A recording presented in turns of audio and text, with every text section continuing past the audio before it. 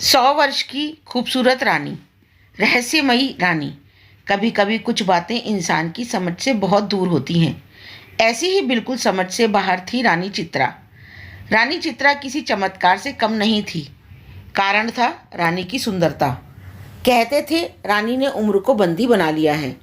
रानी 100 वर्ष की हो गई थी, लेकिन अभी भी 25 वर्ष की भांति जवान और खूबसूरत थी। विश्वास के परे था, इसलिए तो लोग चमत्कार कहते थे। रानी एक विशाल साम्राज्य की रानी थी। कहना था कि उसे अमरता का वरदान है। समय समय पर कई तरह के कयास रानी के लिए लगाए जाते थे।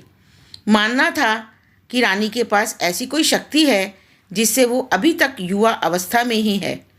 रहस्यमयी होने के कारण रानी का सम्मान करना और उससे डरना स्वाभाविक ही था। रानी की आभा देखते ही बनती थी। भरी सभा में जब वो आती थी, तब उसकी सुंदरता को देख लोग आश्चर्य से भर जाते थे। एक विशाल सिंहासन पर वो बैठती थी और स्वर्ण जड़ित वस्त्र और रानी के जूड़े में विशेष गुलाब होते थे। लोगों का मानना था कि वो गुलाब भी कभी नहीं मुरझाते हैं। रानी सुंदर थी और ऊपर से हमेशा जवान रहने वाली रानी से कौन विवाह नहीं करना चाहेगा। इसलिए रानी पर मोहित होने वाले राजकुमारों की कोई कमी नहीं होती थी। लेकिन रानी का एक यही रहस्य नहीं था, बल्कि एक रहस्य और भी था कि अब तक रानी कई बार विवाह कर चुकी थी, लेकिन रानी के विवाह ज़्यादा नहीं टिकते थे। एक दिन के बाद ही रानी जिससे भी विवाह करती, वो फिर नज़र नहीं आता था। एक तो रहस्य से भरी रानी और दूसरा रानी की इतनी रहस्यमयी बातें। पता होने के बाद भी रानी के ऊपर मिटने वालों की कोई कमी नहीं थी। एक अजीब सा सम्मोहन था जो सबको उसकी ओर खींचता था। जिज्ञासावश ही कई लोग रानी का होना चाहते थे और यह जानना चाहते थे कि आखिर रानी के पास ऐसा क्या है जिससे वो 100 वर्षों के बाद भी अभी तक ज्यों की त्यों बनी हुई है। पड़ोसी राज्य का एक युवा राजकुमार अब रानी पर मोहित हो गया। रानी को प्रस्ताव दिया कि वह उनसे विवाह करना चाहता है। बड़ा ही बहादुर था।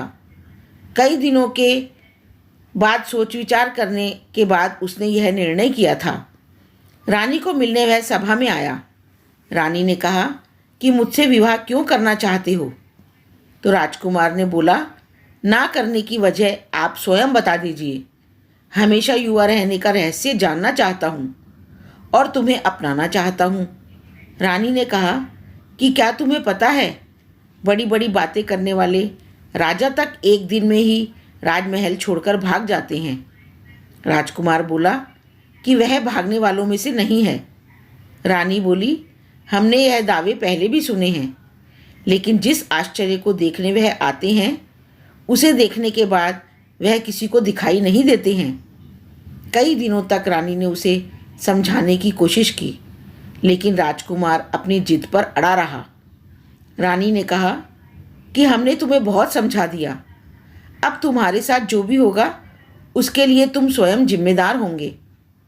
रानी का विवाह एक बार फिर होना तय हुआ और रानी का विवाह राज्य में फिर से चर्चा का विषय बन गया।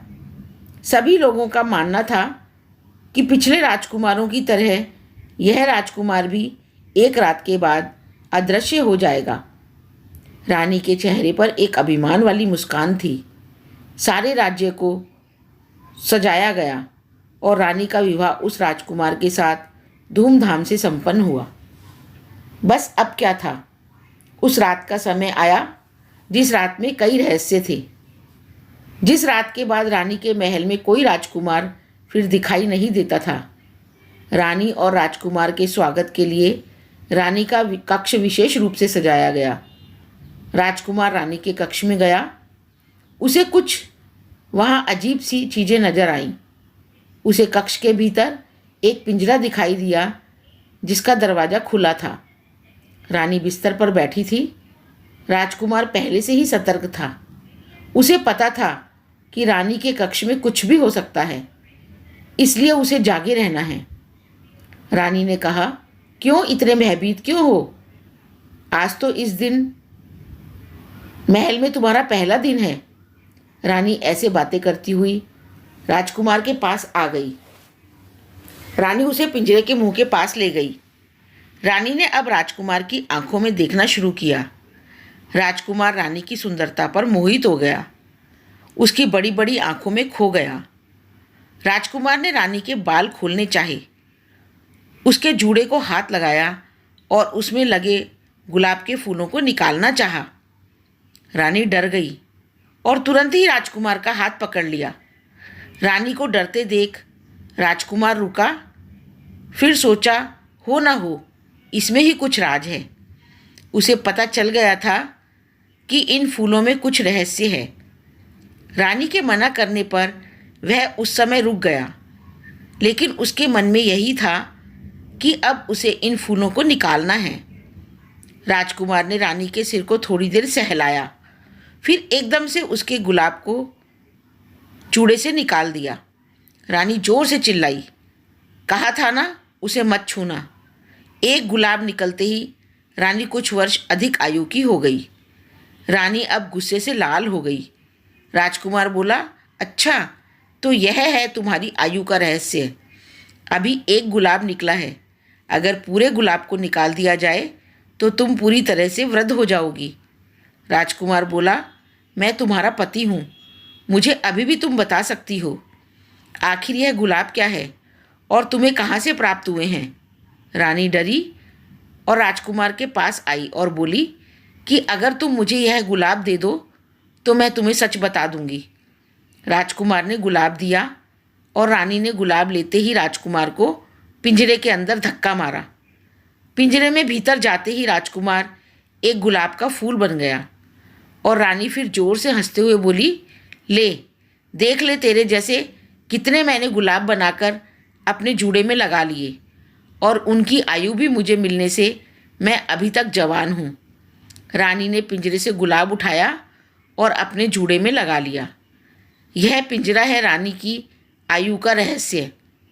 रानी फिर सुबह सभा में गई और इस बार फिर राजकुमार रात के बाद दिखाई नहीं दिया, लेकिन राजकुमारी के जूड़े में एक और फूल जुड़ गया था। यदि यह कहानी आपको अच्छी लगी तो इसे लाइक, सब्सक्राइब और शेयर ज़रूर करें। धन्यवाद।